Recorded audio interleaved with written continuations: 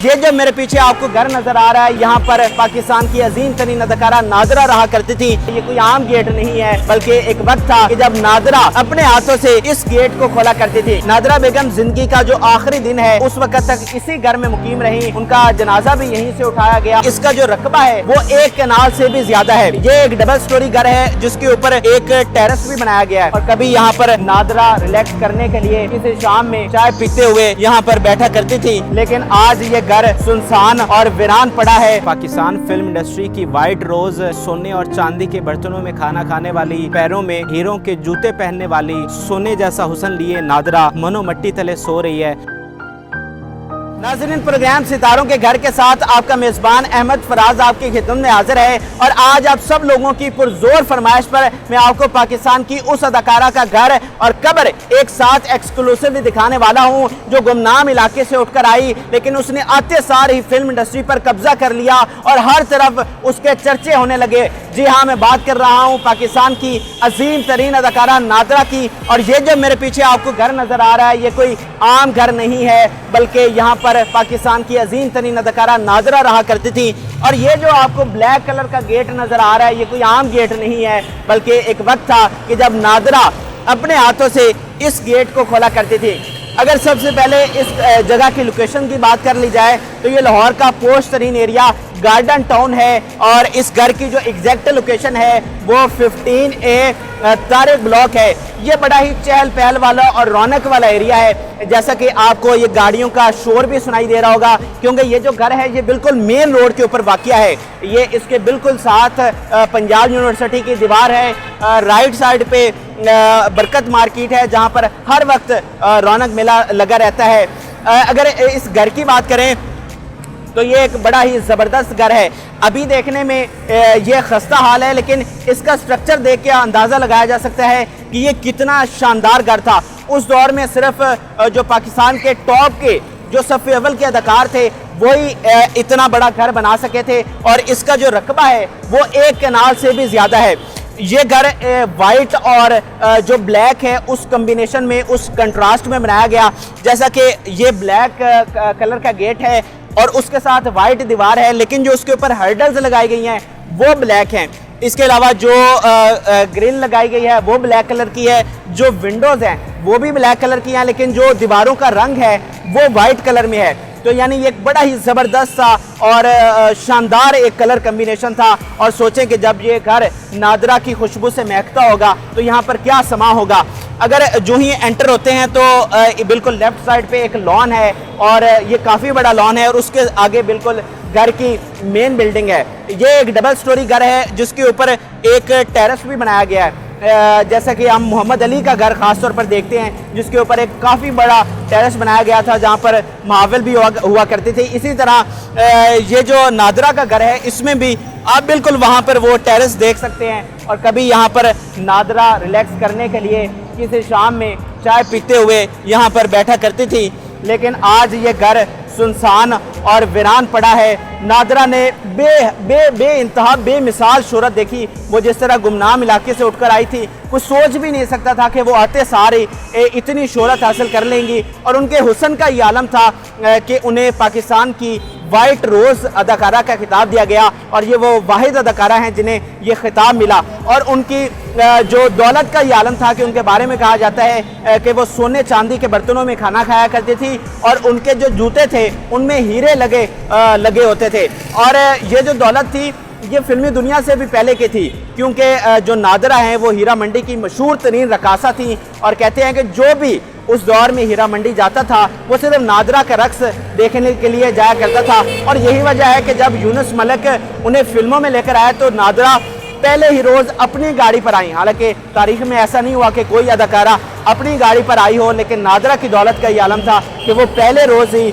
अपनी गाड़ी पर स्टूडियो गई। तो नाजरीन, ये नादरा बेगम का घर था जो आप पहली मरतबा एक्सक्लूसिवली अपनी स्क्रीन पर देख सकते हैं। नादरा बेगम जिंदगी का जो आखिरी दिन है उस वक्त तक इसी घर में मुकीम रही। उनका जनाजा भी यहीं से उठाया गया और फिर यहाँ से उन्हें मियानी साहब कब्रिस्तान में सुपुर्दे खाक किया गया। इस घर में वो अपने शौहर और अपने बच्चों के साथ रहती थी। नादरा ने एक बड़ी ही आलीशान जिंदगी गुजारी, लेकिन वो दर्दनाक मौत का शिकार हुई और उन्हें सरे राह बड़े बेदर्दी से कत्ल कर दिया गया उनके बच्चों के सामने। और ये गुलाब जिसकी खुशबू पूरी दुनिया में फैली थी वो जवानी में ही मुरझा गया। और नादरा की जो सारी दौलत है, जो सारी उनकी शोहरतें हैं, वो दरी की दरी रह गई। और आज ये घर सुनसान वीरान पड़ा है। कई लोग यहाँ से गुजरते हैं, कोई नहीं जानता कि यहाँ पर कभी पाकिस्तान की अजीम तरीन अदाकारा नादरा रहा करती थी। अब नादरा की जो आखिरी आरामगाह है, जो कब्र है उनकी, वहाँ पर चलते हैं मियानी साहब और देखते हैं कि उनकी जो आखिरी आरामगाह है उस पर क्या मंजर है, क्या उनका कोई चाहने वाला वहाँ पर आता है या नहीं।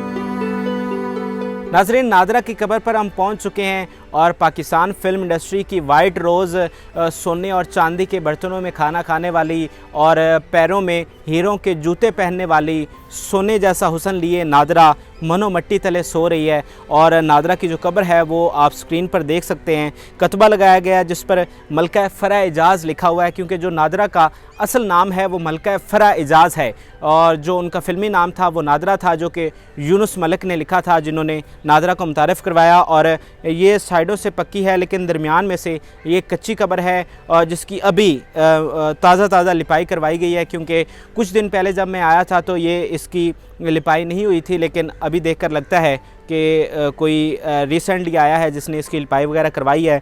बाकी कब्र पर सूखे पत्ते पड़े हैं और फूल वगैरह हैं। नादरा का जब भी नाजरीन ज़िक्र आता है तो दिल बड़ा अफसुर्दा हो जाता है। जो उनके मद्दा हैं वो बड़े अफसुर्दा हो जाते हैं, क्योंकि जिस तरह नादरा का कत्ल हुआ, जिस तरह बेरहमी से उन्हें मारा गया, वो यकीनन सबको अफसुर्दा कर देता है। नादरा एक शाम लाहौर की लिबर्टी मार्केट में अपनी फैमिली के साथ डिनर करके वापस जा रही थी, जिसमें उनके साथ उनके बच्चे भी थे, उनकी वालिदा भी थी और उनके शौहर भी थे। और उन्हें एक वीरान सड़क पर सरे राह कत्ल कर दिया गया और उन्हें 3 गोलियां मारी गईं, जिसमें से एक उनके पहलू में लगी, एक जबड़े में लगी और एक जो है वो यहाँ पे नादरा के गोली लगी और दूसरी तरफ से पार हो गई। और जो ही ये ख़बर अखबारों की ज़िनत बनी तो हर तरफ एक हंगामा मच गया और लोग इस खबर पर यकीन करने को तैयार नहीं थे कि उनकी बहुत ही प्यारी नादरा जो है वो कत्ल हो गई हैं। वो एक बड़ी हसीन शाम थी और वो नादरा की आखिरी शाम साबित हुई। न जाने नादरा के क्या एहसासात होंगे, उनके बच्चों के बारे में क्या ख्वाब होंगे। वो डिनर करके हंसते खेलते जा रही थी, लेकिन रास्ते में उनके सफ़र का इख्तिताम हो गया। जब नादरा का कत्ल हुआ तो वो तकरीबन फ़िल्मों से किनारे कशी इख्तियार कर चुकी थी, क्योंकि वो चाहती थी कि जो तलख़ माजी है और जो रंगारंग दुनिया है उसको छोड़कर उस साइड पर होकर एक घरेलू ज़िंदगी गुजारी जाए, अपने बच्चों के साथ वक्त गुजारा जाए ताकि उनकी बेहतर तरबियत हो सके, उनको तालीम दिलवाई जा सके। लेकिन ये नादरा के नसीब में नहीं था। वो एक गुलाब जिसकी खुशबू पूरी दुनिया में फैली और जो पाकिस्तान फ़िल्म इंडस्ट्री की एक नुमाइंदा बनी, जिसने आते सार ही अपना कब्ज़ा जमा लिया और सफ़े अव्वल की अदाकारा बन गई। हालांकि उस वक़्त अंजुमन का फ़िल्म इंडस्ट्री पर राज था और लेकिन नादरा ने आते सार ही अपना लोहा मनवाया। अब मुअम्मा एक ये भी है, बड़ी ही अफसोसनाक बात है कि नादरा के कत्ल को तकरीबन 24 साल से ज़ायद का अरसा गुजर चुका है, लेकिन नादरा के जो कातिल हैं वो पकड़े नहीं जा सके। और इसके बारे में कहा जाता है कि ये एक डकैती की वारदात थी, लेकिन उस पर कई सवालात उठते हैं, क्योंकि अगर जो डकैत थे, जो डकैती करने आए थे, उन्होंने कोई चीज़ वहाँ से क्यों नहीं उठाई। नादरा के बैग में बड़ी भारी ज्वेलरी हुआ करती थी, उन्होंने ज्वेलरी वो पहना करती थी वो। इसके अलावा कहते हैं कि मलिक इजाज़ की एक बड़ी कीमती घड़ी भी थी और बाकी नकदी भी होगी, लेकिन जो डकैत थे उन्होंने कोई चीज़ वहाँ से उठाई नहीं, बस नादरा को 3 गोलियां मारी, वहाँ से चले गए। और ये केस कब का ठप हो चुका है और जो नादरा के मद्दा हैं वो कभी जान नहीं सके कि नादरा के कातिल कौन थे। तो नाज़रीन, आज की ये खुसूसी वीडियो थी जिसमें हमने आपको नादरा का घर एक्सक्लूसिवली और उनकी कब्र दिखाई। तो आप जो सब देखने वाले हैं, मैं उनसे गुजारिश करूंगा कि नादरा के लिए खुसूसी तौर पर दुआ करें। और जो लोग यहाँ पर आना चाहते हैं, ये लाहौर का मियानी साहब कब्रिस्तान है, आप यहाँ पर आकर किसी से भी पूछ सकते हैं, वो आपको नादरा की मलका फ़रा एजाज़ की कब्र पर लेकर आएगा। आप यहाँ पर आएँ, ज़रूर फातिहा ख़वानी करें, और जो देखने वाले हैं, जो घरों में बैठे हैं, उनकी आखिरत के लिए, उनकी मग़फ़िरत के लिए ज़रूर दुआ करें। तो आज की इस वीडियो से मुझे इजाज़त दें, और मज़ीद किस फ़नकार का आप घर देखना चाहते हैं उस हवाले से भी कमेंट में मुझे ज़रूर बताएँ, और जो हमारा चैनल है RP प्रोडक्शंस उसको ज़रूर सब्सक्राइब करें। अल्लाह हाफ़िज़।